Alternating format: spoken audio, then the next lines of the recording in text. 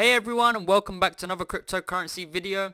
In today's video we will be discussing the Bitcoin price with relation to the current macroeconomical landscape, and that is interest rates. If you like this type of content, make sure you hit that like button, make sure you hit that subscribe button, as it always means a lot to me.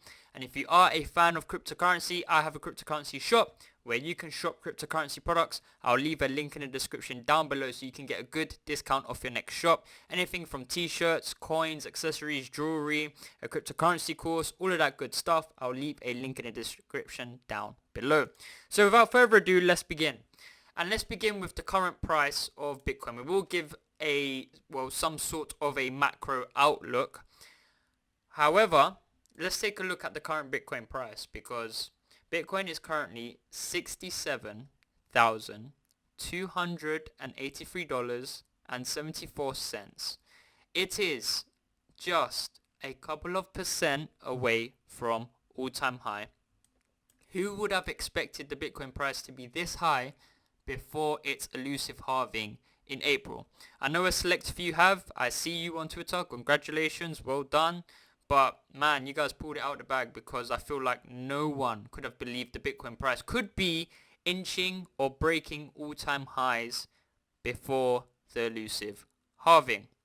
So what we're going to do is that we're going to overlay this chart with interest rates, because we are going to look at interest rates and see if we can analyze the data and sort of predict where the Bitcoin price could be in the short term and in the long term. So I must mention that we do not have much data points with regards to interest rates. We only have sort of a one full cycle where the Bitcoin price has experienced some sort of quantitative tightening. Yeah, and that was back from end of 2015 all the way up until the pandemic, which occurred in early 2020.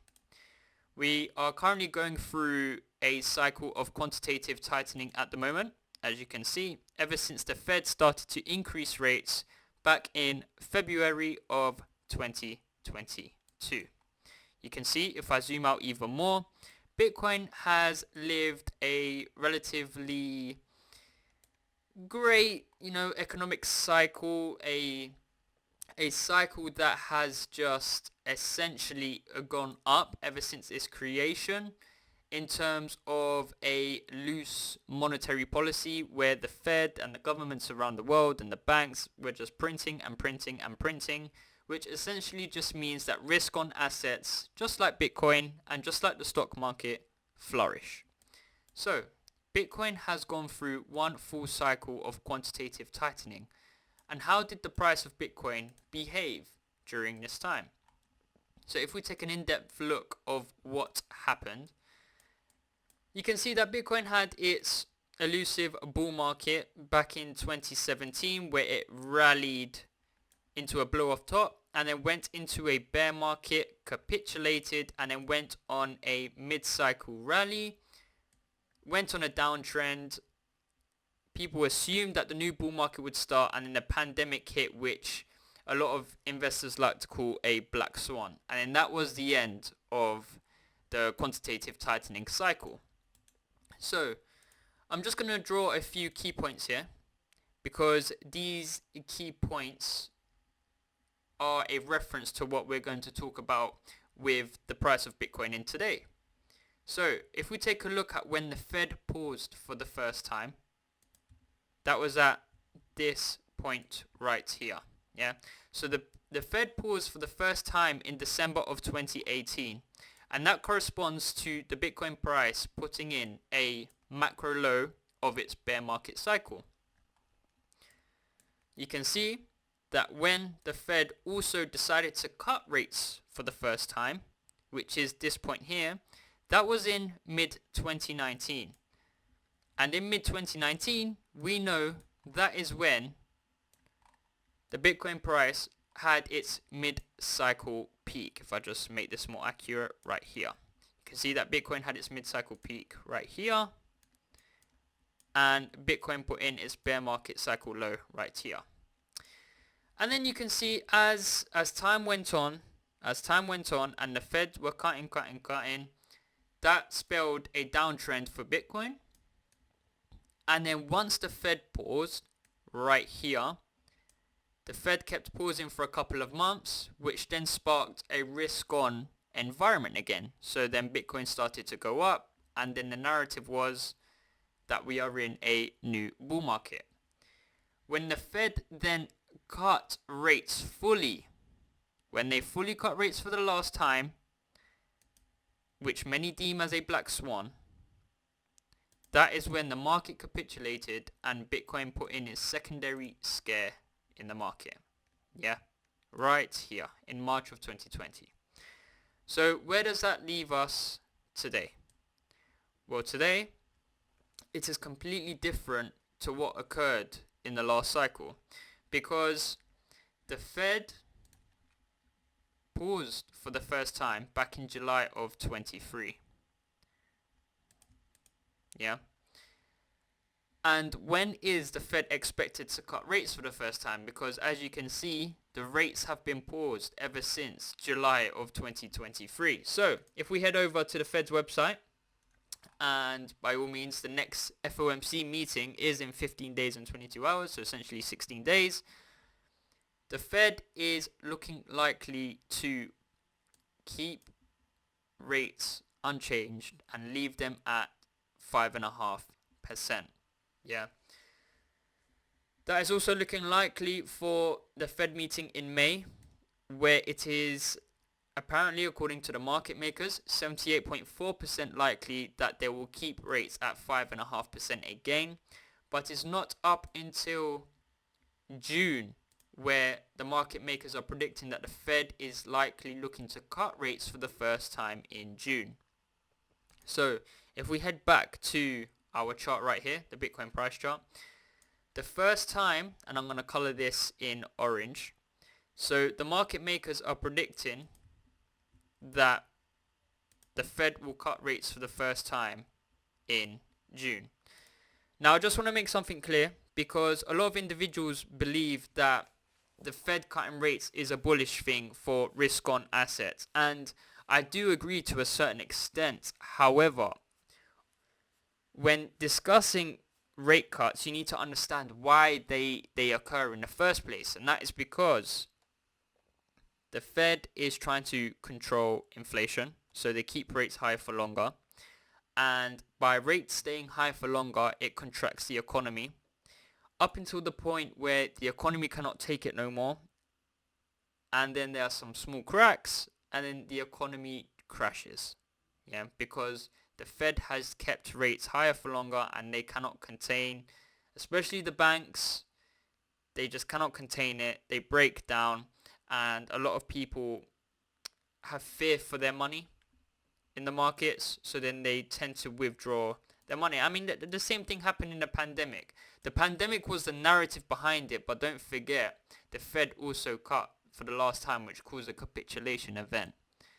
We could get a narrative in today's environment where if the Fed cut for the final time and then Bitcoin capitulates, the narrative could be anything. Yeah, it could be World War III, it could be this, it could be that. Do you understand what I'm saying? So please bear in mind that yes, rate cuts are bullish because it means that risk-on assets can undergo a risk-on environment of quantitative easing. However, the initial rate cut itself spells bad news for markets and the economy. So, and by the way, because we only have one sort of data point for Bitcoin, we will tend to look at equities and compare the last 3 times when the Fed cut rates, because equities, you know, they've stood the test of time a lot longer than Bitcoin, that's for sure. So if the Fed is expecting to cut for the first time in June, then that means Bitcoin could essentially go higher, because last cycle Bitcoin peaked when the Fed cut for the first time. The Fed cut for the first time in July, I believe, but then Bitcoin peaked in June. So if the first rate cut isn't expected until June, then Bitcoin could peak in May. Yeah, which is just after the halving. So that is an interesting thing to look out on.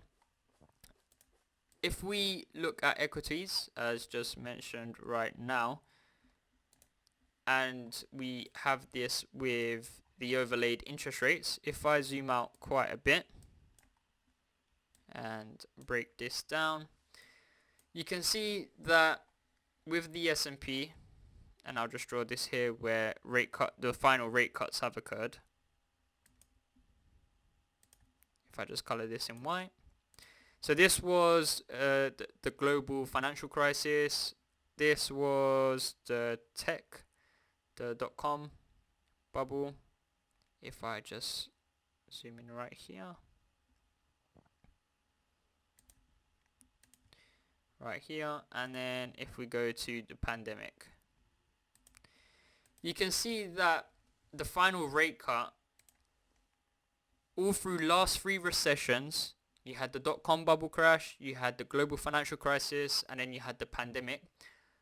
All times that the Fed cut for the last time, it spelled in a downturn in financial markets and the economy.